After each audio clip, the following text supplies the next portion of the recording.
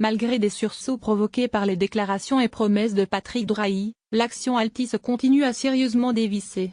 Ce mercredi, elle perdait encore près de 8% à la mi-journée, passant sous la barre de 8 €. La valorisation du groupe a fondu de 50% depuis le début du mois.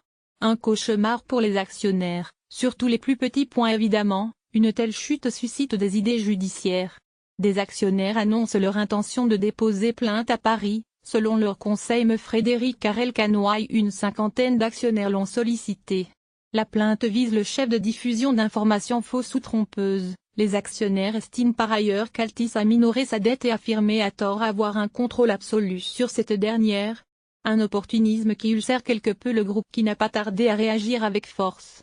Altis publie ses informations financières dans la plus grande transparence, a indiqué à l'AFP le porte-parole du groupe, Arthur Dreyfus. Altis est une entreprise cotée, qui publie, sous le contrôle des régulateurs et des autorités compétentes, tous les 3 mois, toutes ces informations financières dans la plus grande transparence, poursuit-il.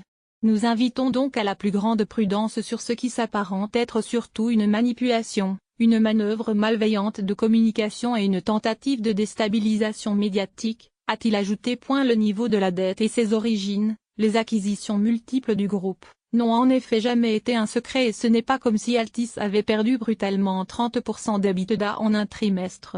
Surtout, les actifs existent et ils ne sont pas anecdotiques, en France mais aussi et surtout aux États-Unis. Peut-on y voir une manœuvre de déstabilisation voire de spéculation à la baisse? Toujours est-il que la séquence dans sa globalité rappelle furieusement l'épopée Vivendi de Jean-Marie Messier, ou quand la grenouille veut avaler le bœuf. Comme Altis, Vivendi est au départ un câbleau opérateur de la Compagnie Générale des Eaux, qui multiplie à grande vitesse les acquisitions en plein essor du web à la fin des années 1990 et qui change de nom afin de mieux coller à son nouveau profil. Vivendi s'offre des pépites Canal+, SFR et surtout le géant américain Universal avec un plan simple, celui de la convergence des contenus et des tuyaux. Déjà. Mais à cette époque, les tuyaux ne sont pas dimensionnés pour cette ambition, le haut débit est balbutiant et le doute s'installe. Les résultats tardent à venir, et alors que la bulle Internet éclate et que la dette reste colossale, plus de 30 milliards d'euros. Comme Altis, le cours de Vivendi s'effondre à grande vitesse, 120 € en 2000, 9 € en 2002. Jean-Marie Messier doit faire face à la fronde des actionnaires qui formulent à peu près les mêmes accusations tenues aujourd'hui contre Drahi. La réalité financière a été dissimulée, la stratégie n'est pas la bonne, on nous a menti.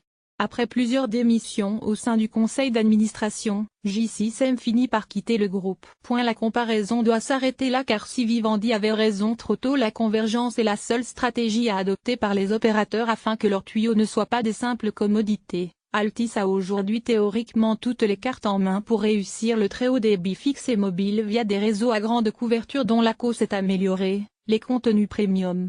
Mais peut-être pas les bons contenus. C'est la seule stratégie qui peut réussir, mais selon moi, Altis a peut-être payé trop cher des contenus qui n'intéressent pas suffisamment les clients français.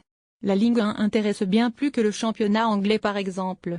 C'est ce type de contenu qui permet une rentabilité directe, facturation du service, mais aussi indirecte comme levier de recrutement et pour faire baisser le churn, nous glisse un expert du marché. Mais ce dernier épingle également les graves erreurs stratégiques d'Altis. Les augmentations de tarifs imposées ont très mal été perçues.